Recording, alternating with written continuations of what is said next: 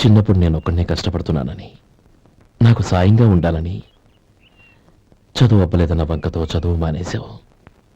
ఇప్పుడు నీ తమ్ముళ్ళిద్దరూ అభివృద్ధిలోకి వచ్చారు. మరుదులిద్దరికీ మంచి ఉద్యోగాలు వచ్చాయి. తన భర్త మాత్రం అలాగే ఉన్నాడని నీ భార్య బాధపడదు. చూడు మధు, చదువుకున్నోళ్లే వృద్ధిలోకి రావాలని ఏమీ లేదు. కృషి పట్టుదల ఉంటే ఎవరైనా ఏదైనా సాధించొచ్చు. నీకు తెలివితేటలున్నాయి. నువ్వు తలుచుకుంటే కానిదంటూ ఏదీ లేదు. పైగా నీకు సాయిగా మేమందరం ఉన్నాం.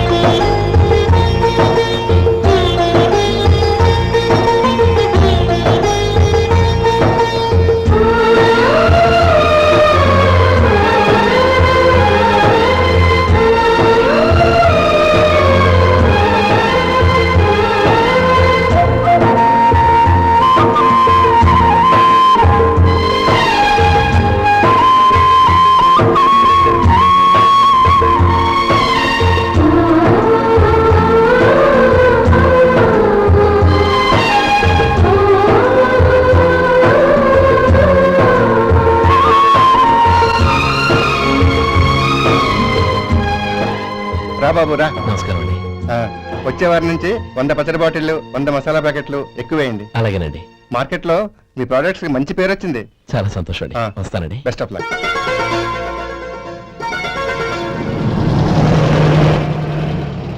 ఆ బాక్స్ లోపల పెట్టవా? అలాగే సార్. ఇక మీద మీ ఆర్డర్లు సగం వేయండి, సరిపోతుంది. అదేంటండి? మీ పచ్చళ్ళు అమ్ముడుపోక చాలా స్టాక్ అలాగే ఉండిపోయింది. ఇప్పుడు అందరూ రుచి పచ్చళ్ళు, రుచి మసాలానే అడుగుతున్నారు. మా నల్లుడి గురించి తక్కువగా అంచనా వేశారు కదా, ఇప్పుడేమంటారు? ఎలాగైతేనే అతను వృద్ధిలోకి వస్తే చాలు. వాళ్ళు బాగుంటే నాకు సంతోషమేగా. ఎవడ్రా వాడు? ఇన్నాళ్ళుగా వ్యాపారం చేస్తున్నాను, నిన్నగాక మొన్న వచ్చినోడు వాడు నాకు పోటీయా? వాణ్ణి పెరగనివ్వకూడదు. వాణ్ణి ఇక్కడికి రప్పించండి, నేను మాట్లాడతాను.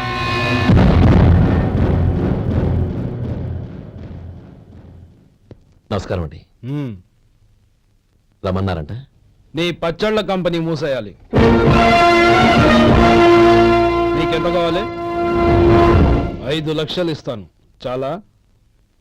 5 లక్షలు కాదు, 50 లక్షలు ఇచ్చినా నా కంపెనీ మూయడం జరగదు. బాగా ఆలోచించుకొని చెప్పు. ఈ వ్యాపారంలో పుట్టి పెరిగినోణ్ణి, నాతో పోటీ పడకు. నా చేతి కింద 6000 మంది పనిచేస్తున్నారు. ఆంధ్ర మొత్తం నాకు బ్రాంచులు ఉన్నాయి. నేనే మార్కెటింగ్ చేయలేకపోతున్నాను. ఆఫ్టర్ ఆల్ ఒక కుటీర పరిశ్రమలా పెట్టుకొని నువ్వెలా మార్కెటింగ్ చేయగలవు? 6000 మంది వర్కర్స్ని పెట్టుకుని ఆంధ్ర మొత్తం బ్రాంచీలున్న మీరే నా కంపెనీ చూసి భయపడుతున్నారంటే నా సరుకులో నాణ్యత ఉందనేగా. ఆ నాణ్యత ఉన్నంత వరకు నాకెవరూ పోటీ కాదు. ఈ ప్రపంచంలో నేను ఎక్కడైనా మార్కెట్ చేయగలను.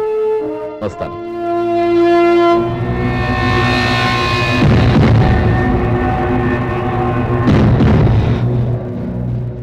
ఇక్కడ ఏం లేదండి. ఇక్కడ ఏం లేదండి. ఇప్పుడు ఊపిరి పీల్చి బిగబట్టు. నెమ్మదిగా వద్దు. ఓకే, లే. నెమ్మదిగా. ఇలా వచ్చి కూర్చో.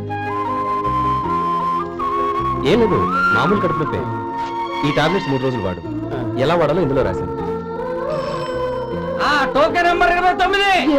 టౌన్ డాక్టర్ భయపెట్టేశాడు, ఆపరేషన్ అది ఇదని. కానీ ఈ డాక్టర్ బాబు ఏమీ లేదని చెప్పాడు. ఈ బాబు 10 కాలాల పాటు చల్లగా ఉండాల.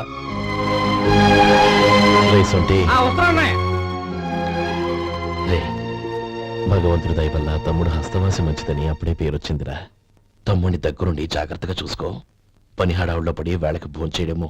అబ్బే అదే లేదన్నయ్య, 1 గంట గల పేషెంట్ కట్టు, భోజనం పెట్టు. అది అలా జాగ్రత్తగా చూసుకో. నేను చూసుకుంటాను కదన్నయ్య, నువ్వు వెళ్ళు. ఆహా.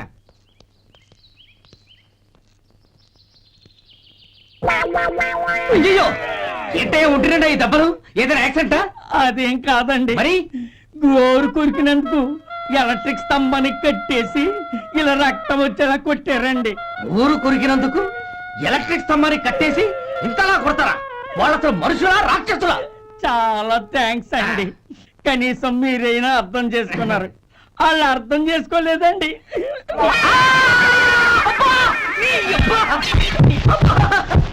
గోరు కొరకడం అంటే ఇదా? నిన్ను కొట్టడం కాదురా, నిలువురా నరికేయాలి. ఈ అబ్బా సెప్టిక్ అవుతుందో ఏమిటో. మన 2 ఊర్ల పొలిమేరలో ఉన్న ఈ మల్లికార్జున స్వామి వారి దేవాలయం జీర్ణదశలో ఉందన్న విషయం మీ అందరికీ తెలుసు. ఇన్నాళ్ళు మీ ఊరు వాళ్ళు పట్టించుకుంటారని మా ఊరి వాళ్ళు, మా ఊరి వాళ్ళు పట్టించుకుంటారని మీ ఊరి వాళ్ళు దీన్ని ఇలా వదిలేశారు. ఈ గుడి మీ ఊరికి ఎంత ముఖ్యమో మా ఊరికి అంతే ముఖ్యం. కాబట్టి మన ఇరు గ్రామ ప్రజలు కలిసి దాన్ని బాగు చేయించి కుంభాభిషేకం చేయించాలనే సదుద్దేశంతో ఒక కమిటీని ఏర్పాటు చేశాం. ఈ కమిటీలో 2 గ్రామాలకు సంబంధించిన ప్రముఖులు ఉన్నారు. కమిటీ ప్రెసిడెంట్ గా ఎవరిని ఎన్నుకోవాలనే విషయంలో శ్రీ గోపాలరావు గారి పేరు, శ్రీ లక్ష్మీపతి గారి పేరు పరిశీలనలోకి వచ్చాయి. అందువలన మేమందరం బాగా ఆలోచించి తర్జన భర్జనలు చేసిన మీదట శ్రీ గోపాలరావు గారే అన్ని విధాలా ప్రెసిడెంట్ పదవికి అర్హులని ఈ కమిటీ నిర్ణయించడం జరిగింది. అంచేత ఈ ఉభయ గ్రామ ప్రజలు శ్రీ గోపాలరావు గారికి ఉదారంగా విరాళాలు అందజేసి ఈ శుభకార్యాన్ని జయప్రదం చేయవలసిందిగా కోరుతున్నాం. ఏంటి ఇంకా రాలేదా? ఏంటయ్యా, టైం 10 అవుతోంది, బోర్డు మీద 10 గంటలను రాసింది. మీ డాక్టర్ ఇంకా రాలేదు. అసలు మీ డాక్టర్ కి టైం సెన్స్, పంక్చువాలిటీ ఏమైనా ఉన్నాయా? ఇంతకీ మీరెవరండి? నేను డాక్టర్ అమ్మని. ఓహో, మీరు డాక్టరేనా? డాక్టర్ అంటే డాక్టర్ని కాదయ్యా, డాక్టర్ని చేసుకోబోయేదానని అర్థం. ఓహో. అవును, నువ్వెవరు? నేను ఇక్కడ టోకెన్ ఇస్తూ ఉంటానులేండి. తప్పుకో, తప్పుకోవయ్యా. అవును, మీ డాక్టర్ కి ఎవరో అన్నయ్య ఉన్నాడంట కదా, ఎలాంటోడు? ఎలాంటోడంటే అదేనయ్యా, చాలా కోపిస్తుంది విన్నాను. ఎందుకని అడుగుతున్నారు? ఎందుకంటావేంటయ్యా? ఆ అన్నయ్య మాట వినగానే మీ డాక్టర్ గడగడా ఉణిగిపోతాడు. అసలు డాక్టర్ చదివే తమ్ముణ్ణి అలా భయపెట్టచ్చా? తప్పు కదా? తప్పేనండి. కాని నాకు మీ డాక్టర్ కి పెళ్ళవని ఆ అన్నయ్య సంగతి అప్పుడు చెప్తాను. ఏం చేస్తారండి? ఏం చేస్తానా? సంవత్సరం తిరగకుండానే కవల పిల్లల్ని కని వాళ్ళ అన్నయ్య చేతిలో పెడతాను. వాళ్ళకి 5 సంవత్సరాలు వచ్చేసరికి ఆయన్ని బాగా మొట్టికెళ్ళేస్తారు. అలా నా కసి తీర్చుకుంటాను. మీ డాక్టర్ ఎప్పుడు వస్తాడో ఏంటో. అది సర్లే కానీ నువ్వు పని చేయి. మీ డాక్టర్ రాగానే నేను వచ్చి వెళ్ళానని చెప్పు. నేను అంటే ఓ, నా పేరు చెప్పలేదు కదా, నందిని. ఏం చెప్తావు? అదేనండి, నందిని గారు వచ్చి వెళ్ళారు అని చెప్తాను. గుడ్, పైకొస్తావు.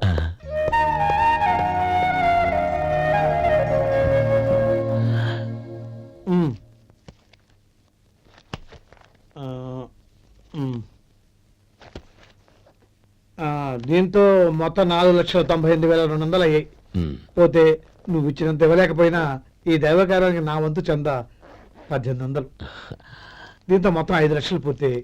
సరేరా, నేను ఈ డబ్బు తీసుకుని పట్నం వెళ్ళి బ్యాంక్ లో వేసొస్తాను. అలాగే, నేను నీతో వద్దాం అనుకున్నాను రా, అనుకోకుండా సాయంత్రం ఇన్స్పెక్షన్ వచ్చింది. పర్వాలేదులే, వెళ్ళొస్తాను.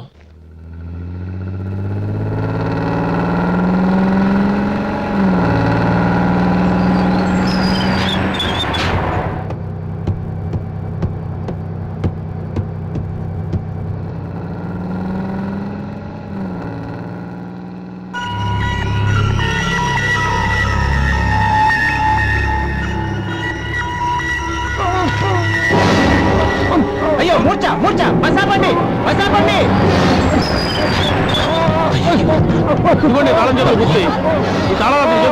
వీటి వల్ల ప్రయోజనం లేదు. 4 ఖర్చుకోకుండా పళ్ళ మధ్య పెట్టడానికి గట్టిగా ఉంటాయి. పట్టి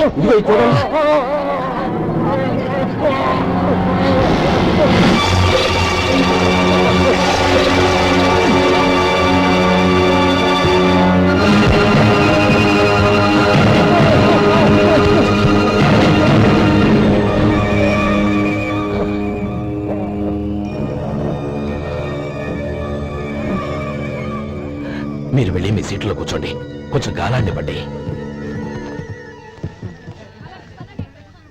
ఇప్పుడు ఎలా ఉంది బాబు?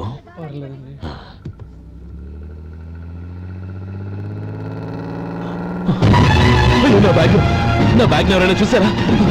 అందులో 5 లక్షలు ఉన్నాయి. వెంటనే బస్ ఆపండి. ఎవరిని కింద దిగవద్దు. అందరినీ చెక్ చేయండి. నా అంచనా తప్పు కాలేదు. వాడి మంచితనమే వాడిని దెబ్బకొట్టింది. మన వాళ్ళని పంపించి గుడి తాలూకు డబ్బు కొట్టేశాడని పోలీస్ కంప్లైంట్ ఇవ్వండి. ఇప్పుడు ఆ స్టేషన్ ఎస్ఐ వాడి తమ్ముడే. వాడే వెళ్ళి వాడి అన్నయ్యని అరెస్ట్ చేసి వీధుల్లో నడిపించుకు తీసుకురావాలి. అది నేను కళ్ళారా చూడాలి, మనసారా సంతోషించాలి. అయ్యా గోపాలం గారు మీరు దేవస్థానం సొమ్ము దొంగిలించారని ఎవరో పోలీస్ కంప్లైంట్ ఇచ్చారంట. మిమ్మల్ని అరెస్ట్ చేయడానికి మీ తమ్ముడు గారు వస్తున్నారు.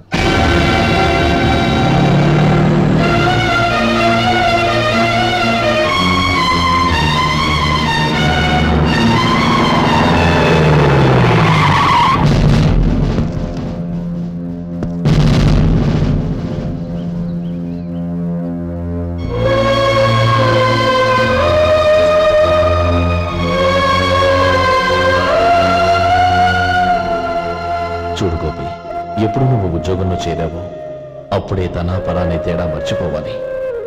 నేరం చేసిన వాడు నీ తమ్ముడైనా అన్నైనా సరే శిక్షించాల్సిన బాధ్యత నీది. అదే నువ్వు నీ ఉద్యోగానికి ఇచ్చే గౌరవం.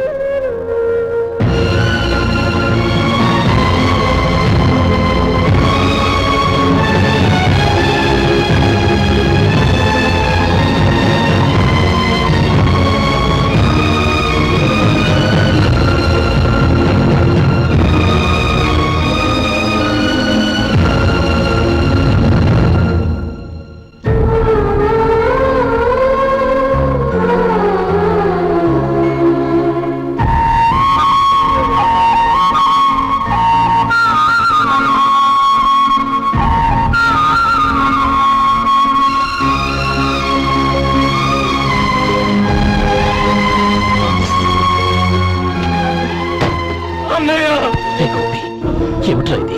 నన్ను క్షమించన్నయ్య.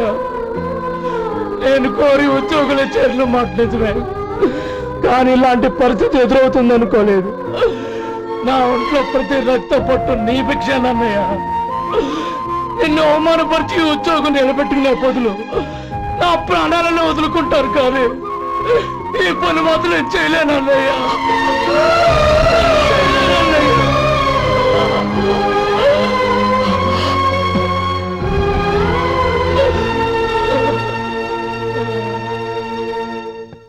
ఏరా, ఇన్నేళ్లు కష్టపడి సంపాదించిన ఉద్యోగానికి రాజీనామా చేస్తావా? కనీసం నీ పెళ్ళాం ఏమనుకుంటుందోనని ఆలోచించావా? ఇందులో అనుకోవడానికి ఏముంది మామగారు? ఎండనక వాననక కష్టపడి ఓ తండ్రి కంటే ఎక్కువగా ఈయన్ని పెంచి పెద్ద చేశారు బావగారు. అలాంటి దేవుణ్ణి అరెస్ట్ చేసే ఆ ఉద్యోగం ఈయనకు అవసరం లేదు. బాగుంది. అన్నకు తగ్గ తమ్ముడు, తమ్ముడికి తగ్గ పెళ్ళాం. సరే, మీ ఇష్టం. నానమ్మ, అన్నయ్యడి. నమస్కారం అండి. ఓ నువ్వా? రా కూర్చో. పర్వాలేదండి. ఏంటి ఇలా వచ్చావు? ఆ రోజు నా కంపెనీని మూసేయమన్నారు. ఇప్పుడు నేను మూసేయడానికి సిద్ధంగా ఉన్నాను. దానికి ప్రతిఫలంగా నాకు 5 లక్షలు కావాలి. అలాగే, నీకు కావలసిన 5 లక్షలు నేను ఇస్తాను. చాలా థ్యాంక్స్ అండి. కానీ మీరు మీ కంపెనీని మూసేయక్కర్లేదు. సార్, అవును మిస్టర్ మధు, మీ అన్నగారికి జరిగిన అన్యాయం గురించి తెలుసుకున్నాను. మీ కుటుంబం గురించి కూడా విన్నాను. సహజంగా అందరూ ఐకమత్యానికి ఉదాహరణ రామలక్ష్మణులు అంటారు.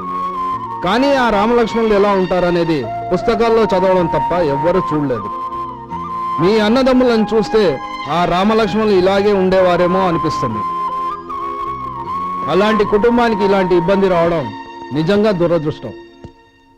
రామునికి హనుమంతుల్లా కాకపోయినా ఏదో ఉడతాభక్తిగా నా వల్ల వీలైన సహాయం ఈ 5 లక్షలు తీసుకో. మీ కంపెనీ పేరు మీదే అన్ని సరుకులు తయారు చేయండి. నేను వాటిని ప్రపంచమంతా మార్కెటింగ్ చేస్తాను. సార్, మీ రుణం ఉంచుకోను. తొందరలోనే తీర్చేస్తాను. స్నేహితుల మధ్య రుణాలేంటి మధు? We are friends.